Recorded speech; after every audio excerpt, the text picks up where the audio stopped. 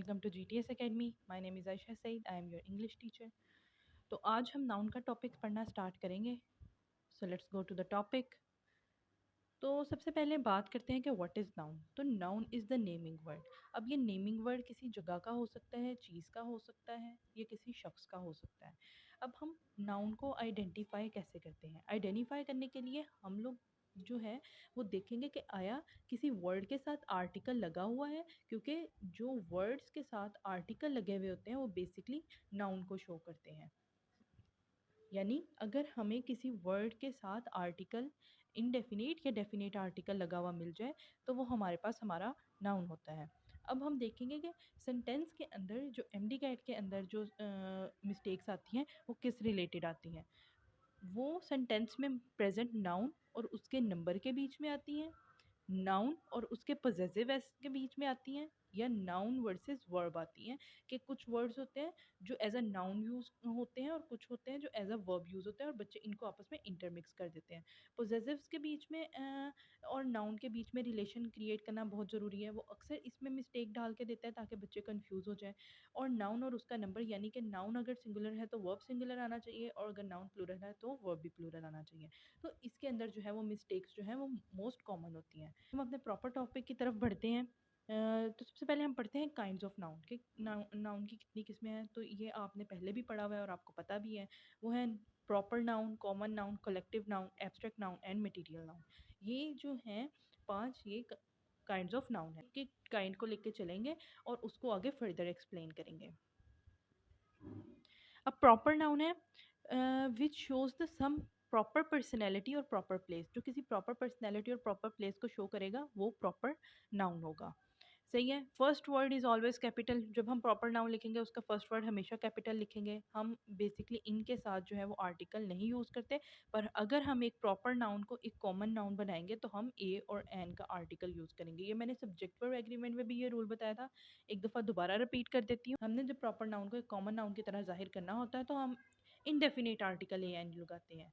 जैसे एग्जाम्पल देखें, Salman Khan is a good actor. अब यहाँ पे सलमान खान हमारे पास प्रॉपर नाउन है तो हमने सलमान का एस कैपिटल रखा है. अब ही इज़ आ सलमान खान. अब कोई शख्स है जिसकी जो या सलमान खान की दिखता है की तरह दिखता है या उसकी एक्टिंग सलमान खान की तरह है तो हम उसके साथ ए या इंडेफिनेट आर्टिकल लगाएंगे. सही है. अब दूसरी एग्जांपल देखते हैं. We go to Lahore. ये हमारे पास सेंटेंस करेक्ट है. लाहौर प्रॉपर प्लेस है तो हमने कैपिटल लगा दिया. इसके साथ हम कोई भी डेफिनेट इंडेफिनेट आर्टिकल भी नहीं लगाएंगे. कॉमन नाउन की तरफ चलते हैं. यूजुअल थिंग्स के लिए यूज़ होता है. इसके बारे में आपको पता है, इनके साथ आर्टिकल्स भी लगते हैं. अब बात करते हैं कलेक्टिव नाउन की. Collective noun group of thing, people या समथिंग, जैसे कि class, team, union, army etcetera. यहाँ पे दो बातें हैं कि आया कि यहाँ पे जो कलेक्टिव नाउन है वो एज अ होल ग्रुप यानी कि एक सिंगुलर एंटिटी काम कर रहा है या इंडिविजुअल एंटिटी के लिए तौर पे काम कर रहा है. अब हम देखते हैं कि अगर तो ये अनडिवाइडेड हो यानी कि इन ग्रुप को एज अ होल एंटिटी लिया जाए तो ये वर्ब भी अपने साथ सिंगुलर लेगा और ये खुद भी सिंगुलर कंसीडर होगा. अगर उसमें ग्रुप्स के इंडिविजुअल्स की बात हो रही हो तो फिर उसको प्लूरल लेंगे और उसके साथ जो है वो वर्ब भी प्लूरल आएगा. बात करते हैं एग्जांपल की. The team is very strong. अब यहाँ पे द होल टीम के 11 मेंबर्स, क्रिकेट टीम की बात करें 11 मेंबर्स सिंगुलर एंटिटी के तौर पे काम कर रहे हैं तो इज़ है मतलब सारे जो पूरी टीम है वो जो है वो स्ट्रॉन्ग है. सही है. The jury consist of 12%. Jury जो है वो 12% की बनी हुई है. ठीक है. अब इंडिविजुअल्स की बात तब करेंगे जब हमारे पास या तो उनके अंदर आपस में डिस्प्यूट होगा या वो किसी चीज़ पे मुत्तफिक नहीं होंगे.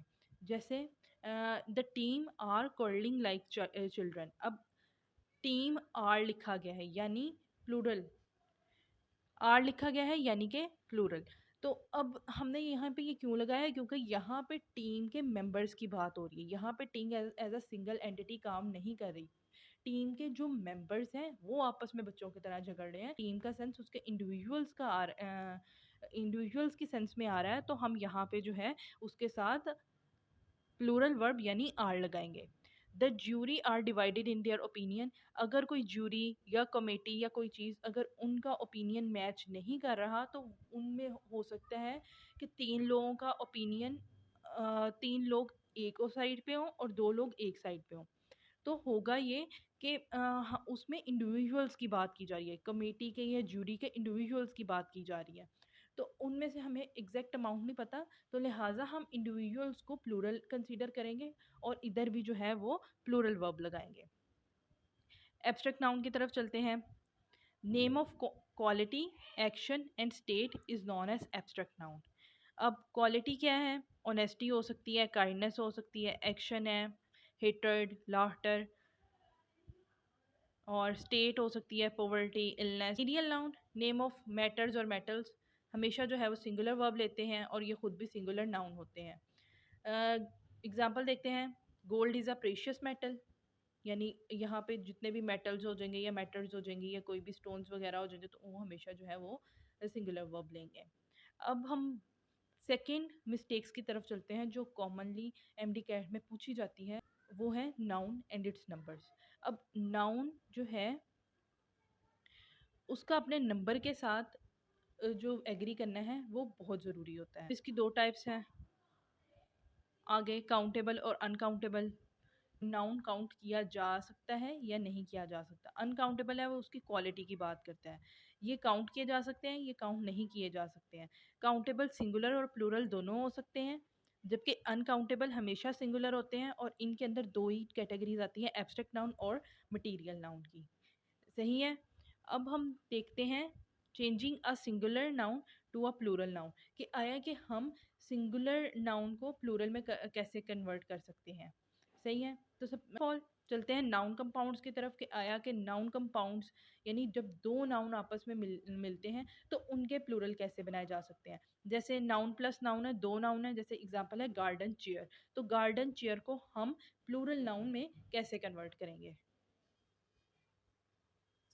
अब देखें, सिंगुलर है गार्डन चेयर, तो हम इसके जो सेकंड वाला नाउन है उसके साथ जो है वो एस या ई एस का इजाफा करेंगे उसको प्लूरल बनाने के लिए। Garden chair, garden chairs.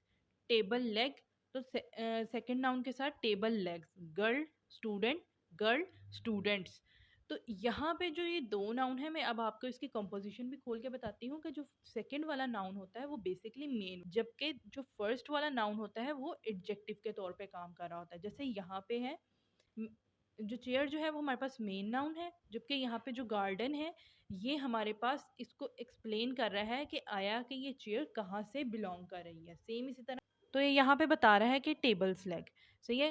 Student, student की क्या कहते हैं, पर यहाँ पे क्योंकि गर्ल लगा के जो है हमने इसको एक्सप्लेन किया है, गर्ल स्टूडेंट यानी उसको एक्सप्लेनेशन दी हुई है। रूल की तरफ चलते हैं। Noun plus preposition plus noun, कि अगर हमें सेंटेंस में एक नाउन हो उसके साथ प्रेपोजिशन हो और उसके साथ फिर नाउन लगा हुआ हो तो फिर हम उसका प्लूरल कैसे बना सकते हैं। पर अब यहाँ पे दो कंडीशंस हैं। अगर जो है वो दोनों नाउन जो है वो सिमिलर हो तो फिर उसका प्लूरल नहीं बनता। मतलब अगर सेंटेंस के अंदर noun plus preposition plus noun की कंपोजिशन हो और प्रेपोजिशन के दोनों तरफ नाउन जो है वो सेम हो तो उसका प्लूरल नहीं बनाया जा सकता। जैसे एग्जांपल के तौर पर village after village, hour after hour और पेज पेज आफ्टर पेज। तो हम इसको कभी भी ऐसे नहीं लिख सकते villages after villages, hours after hours और पेजेस आफ्टर पेजेस। इनका प्लूरल नहीं बनाता, ये एज सच ही रहते हैं। अब अगली कॉम्पोजिशन भी सही नाउन प्लस प्रेपो प्लस नाउन की है, बट यहाँ पे ये है कि अगर दोनों नाउन्स जो है वो डिफरेंट हो जाए तो फिर हम पता क्या करते हैं, फिर हम जो फर्स्ट नाउन होता है उसका प्लूरल बनाते हैं, सेकंड का प्लूरल नहीं बनाते। जैसे सिंगुलर में है मदर इन लॉ, तो हम कहेंगे प्लूरल बनाएंगे तो कहेंगे mother's in law. Member of parliament, members of parliament, यानी फर्स्ट वाला जो है नाउन हम उसका प्लूरल करेंगे। कमांडर इन चीफ और कमांडर्स इन चीफ, ये ज़्यादा इंपॉर्टेंट है। अक्सर इस तरह ये कमांडर इन चीफ को जो है वो यूज़ करते हैं सेंटेंस के अंदर। अब अगले रूल की तरफ चलते हैं कि अगर कोई नाउन फुल के साथ एंड हो रहा है तो उसका प्लूरल हम कैसे करेंगे। जैसे कैपफुल, स्पूनफुल, ग्लासफुल, हैंडफुल है, तो हम इनके प्लूरल्स कैसे करेंगे? तो हम इसके फुल के साथ जो है वो एस लगा देंगे, जैसे कपफुल्स, स्पूनफुल्स, ग्लासफुल्स, हैंडफुल्स। हाइफन वर्ड्स का प्लूरल कैसे बनाएंगे? तो हाइफन वर्ड के अंदर जो हम हाइफन से पहले वाला वर्ड होगा उसको प्लूरल करेंगे, जैसे पासर बाय है तो पासर्स बाय, लुकर ऑन है तो लुकर्स ऑन, रनर अप है तो रनर्स अप। अब कुछ वर्ड हैं जो इंग्लिश से बिलोंग नहीं करते, जैसे कि लैटिन के वर्ड्स हैं, जैसे फंगस है singular, fungi plural. Greek word है क्राइटेरियन सिंगल, क्राइटेरिया प्लूरल। तो हम इनका जो है वो प्लूरल कैसे कर सकते हैं? तो अब हम इनकी तरफ चलते हैं। अब देखते हैं कि लैटिन के अंदर हम वर्ड्स को प्लूरल कैसे बना सकते हैं। एक्चुअली यहाँ पे एक छोटा सा रूल भी मैं आपको बताती चलूँ, कि जो है यू एम जो है लैटिन के वर्ड्स के अंदर अक्सर आता है, उनको हम ए के अंदर चेंज करते हैं तो वो प्लूरल बन जाते हैं। जैसे बैक्टीरियम है तो उसका यू एम हटा के ए लगा देंगे तो वो बैक्टीरिया यानी कि प्लूरल बन गया। सर्कुलम है, यू एम हटा के ए लगा दिया, सर्कुला प्लूरल बन गया। सिलेबस है, तो इसमें जो यू के बाद वाला वर्ड है एस, उसको ख़त्म किया और उसको आई लगा दिया और वो स्लेबाय बन गया। रेडियस में यूएस को ख़त्म किया और आई लगा दिया, रेडाई बन गया। मेगस है तो यूएस ख़त्म कर दिया, आई लगा दिया, मिजाए बन गया, मिजाए बन गया। फार्मूला है तो इसके अंदर जो है हम ई लगा देंगे और ये हमारे पास फार्मूलाए प्लूरल बन गया।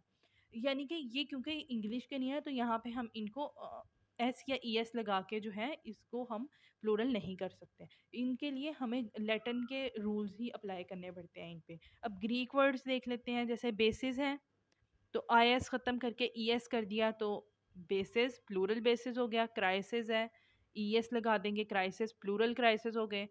ओएसियस है तो यहाँ पे आई एस ख़त्म करके ओएसियस कर दिया है तो ये इसका प्लूरल बन गया है। अगले रूल की तरफ चलते हैं। नाउन विच है one meaning in singular form but other meaning in plural form.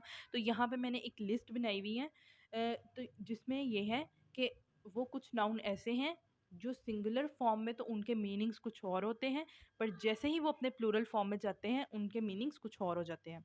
List को आप अच्छी तरह से नोट कर लीजिएगा, ये आपके लिए बहुत काम आएगी। सिंगुलर में गुड बेनिफिट के मायने में है, जबकि अगर हम इसका प्लूरल गुड्स करेंगे तो ये ऑब्जेक्ट के मीनिंग में चला जाएगा।